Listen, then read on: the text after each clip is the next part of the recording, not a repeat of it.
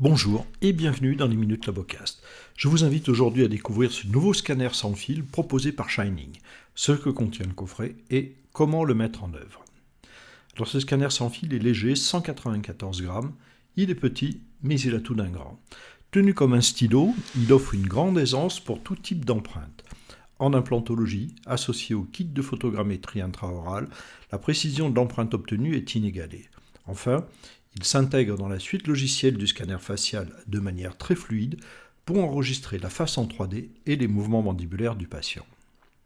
Livré dans une mallette de transport, l'ensemble est parfaitement protégé. Voici donc ce que contient le coffret. Donc le scanner et sa base qui remplit deux fonctions, émetteur Wi-Fi permettant de communiquer avec le scanner et également chargeur par induction, comme pour votre smartphone.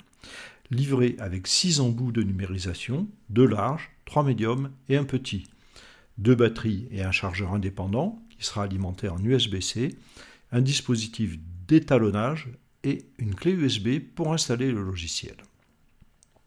Avant toute chose, il faut charger les batteries, ici avec le chargeur.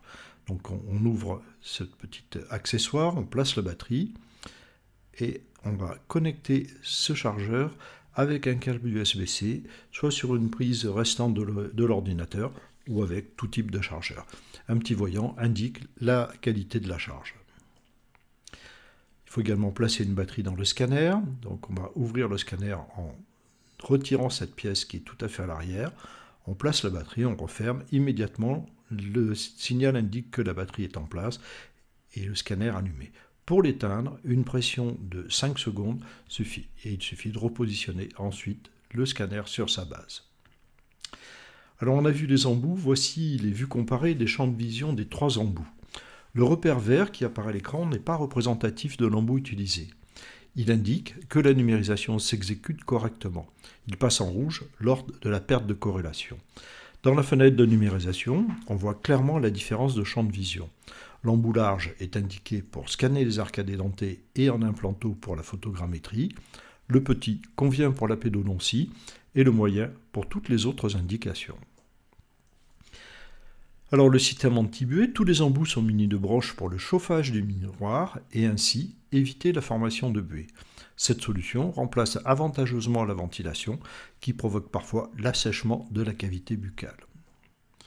Concernant les connexions, le support est raccordé à un Mac ou à un PC par un câble USB-C qui assure l'alimentation en énergie et le transfert des données. Le scanner et la base communiquent entre eux en Wi-Fi 6 qui est propriétaire, c'est-à-dire indépendant des réseaux du cabinet. Les données sont sauvegardées sur l'ordinateur et dans un cloud dédié. Ces aspects seront détaillés dans une prochaine vidéo. Avant toute première utilisation, l'étalonnage du scanner est indispensable.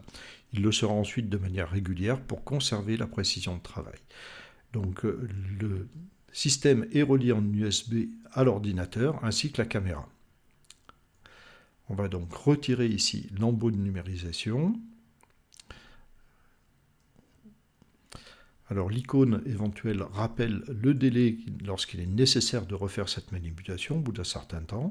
Voilà, nous allons donc maintenant placer le scanner dans la bonne situation sur le dispositif et le logiciel indique toutes les étapes à suivre. Alors ici, évidemment, c'est un petit peu accéléré pour ne pas pénaliser cette vidéo. Voilà, la numérisation est terminée, le calibrage est réussi. On va donc pouvoir retirer le scanner et le replacer sur son support. Donc c'est assez rapide et c'est à faire de temps en temps pour conserver la précision. Alors quelques images cliniques pour montrer l'aisance avec laquelle le praticien déplace le scanner. Il est très bien équilibré en tenue. Il roule entre les doigts pour numériser toutes les phases des arcades.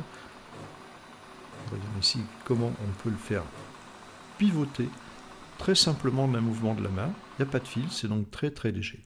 Une vidéo entière sera consacrée à ces divers aspects.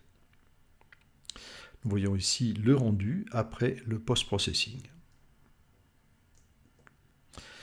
Plusieurs logiciels complémentaires gratuits permettent d'exploiter les données numérisées. Nous avons donc le rapport de consultation, la création d'une gouttière occlusale, la conception de couronnes assistées, donc de petites prothèses de petite étendue, la comparaison d'analyse des arcades numérisées, l'outil de planification de la face en 3D, quand c'est associé bien sûr au scanner facial, une simulation orthodontique, la création d'un gabarit de collage indirect pour l'orthodontie et la création automatique de modèles à partir des empreintes. Des vidéos viendront bien sûr illustrer toutes ces fonctionnalités, alors si ce n'est pas déjà fait, abonnez-vous à la chaîne et cliquez sur la cloche pour ne pas manquer ces futures parutions. Donc la suite logicielle FaceScan permet d'intégrer d'une manière très fluide les arcades numérisées dans le scanner facial et d'enregistrer les mouvements mandibulaires du patient. Ceci afin d'envoyer ces informations au laboratoire pour programmer l'articulateur virtuel des logiciels de CAO et ainsi concevoir et produire des prothèses parfaitement intégrées dans les fonctions du patient.